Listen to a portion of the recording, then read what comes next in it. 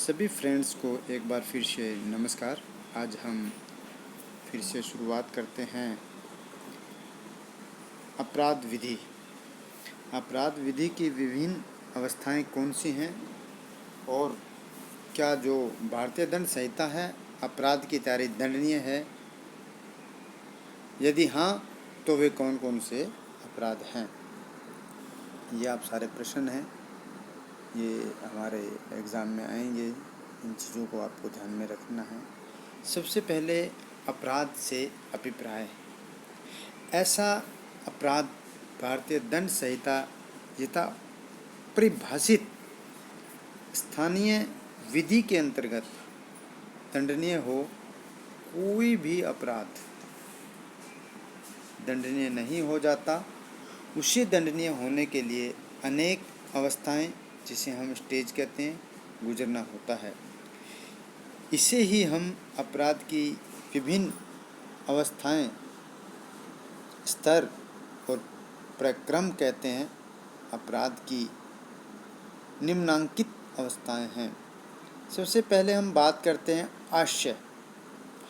आशय का मतलब होता है आदमी का इरादा, जिसे हम इंटेंशन भी कह सकते हैं, कि प्रत्येक कार्य के पीछे प्रत्येक व्यक्ति के मन में कुछ न कुछ भावनाएं या विचार, जिसे हम थॉट्स भी बोलते हैं, आता है। तभी व्यक्ति कुछ कार्य करता है और उसके मन में करने की भावना जागृत होती है। उसे ही हम आशय के नाम से जानते हैं।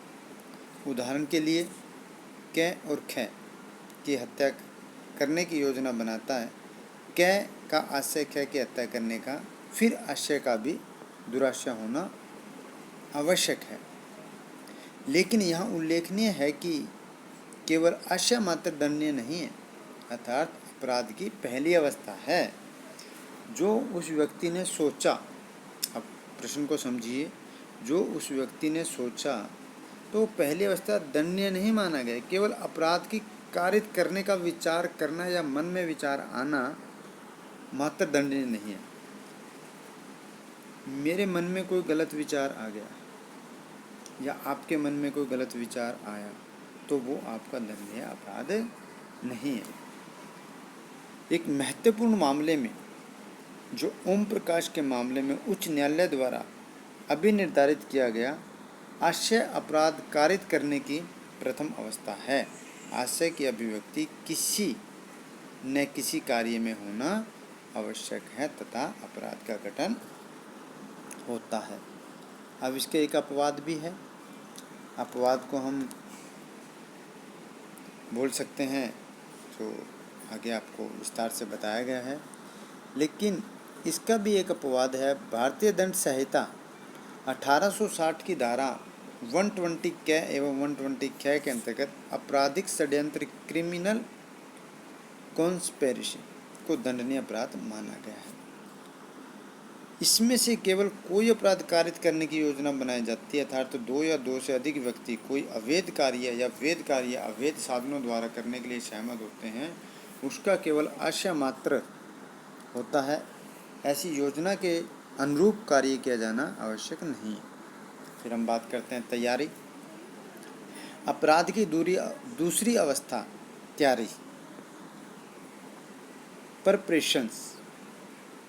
जिस प्रकार आशय के बिना कोई अपराध कारित नहीं किया जा सकता, उसी प्रकार तैयारी के बिना भी कोई अपराध कारित नहीं किया जा सकता।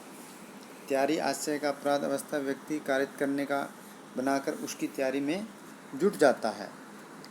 इसलिए कहा जाता है कि अपराध कारित करने के लिए साधनों को संग्रहित करना तैयारी है। जैसे कै ख की हत्या करना चाहता है, या ख के गृह में चोरी करना चाहता है। इसी आशय को कै विष की अवस्था करता है और अस्त्र शस्त्र एकत्रित करता है, जिसे गृह भेदन का उपकरण जुटाता है। यह तैयारी है। लेकिन यहाँ ये उल्लेखनीय है, तैयारी मात्र अपराध नहीं है। तैयारी को कार्य के रूप में प्रमाणित किया जाना आवश्यक है कि इसका अर्थ है कि जो व्यक्ति ने तैयारी की है, आप सभी को दिखाई दे रहा, सॉरी, जो व्यक्ति ने तैयारी की है किसी कार्य को करने की, चोरी करने की या करने, जब तक वो कार्य चोरी के लिए चोरी कर नहीं ले आता तब तक उसको अपराध नहीं माना जाएगा। इस संबंध में भी रामक का 1884-94-5 का एक अच्छा मामला है। इसमें एक महिला अपराध करने के लिए कुएं की तरफ दौड़ती है, अपराध ने एक महिला आत्महत्या करने के लिए कुएं की तरफ दौड़ती है, लेकिन उसे बीच में ही रोक लिया जाता है। इसे आत्महत्या का प्रयास नहीं मानकर मात्र आशय व तैयारी माना जाएगा। इसलिए तैयारी माना जाएगी क्योंकि वो आत्महत्या करने के लिए एकदम से दौड़ी कि मैं मरने के लिए जा रही हूँ, लेकिन उसको बीच में रोक लिया। उसकी तैयारी तो है लेकिन अपराध भी नहीं माना जाए, इसका भी अपवाद है। ये भी एक अपराध की संख्या में आता है। यद्यपि सामान्य नियम के रूप में तैयारी मात्र को अपराध नहीं माना गया, लेकिन इस सामान्य नियम के भी कुछ अपवाद हैं। भारतीय दंड संहिता 1860 के अंतर्गत निम्नांकित तैयारियों को दंडनीय अपराध माना गया है। भारत के विरुद्ध युद्ध करने की तैयारी धारा 122 में आती है।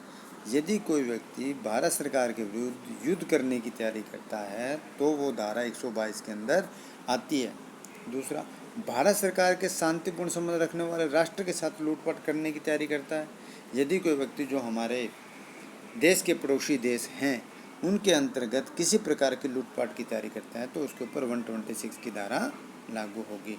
कोई डकैती करने की तैयारी करता है तो उसके अंदर कोई प्लान बनाता है कि हम वहाँ पे चोरी करेंगे, ऐसे करेंगे, तो वो धारा 399 के अंदर आता है।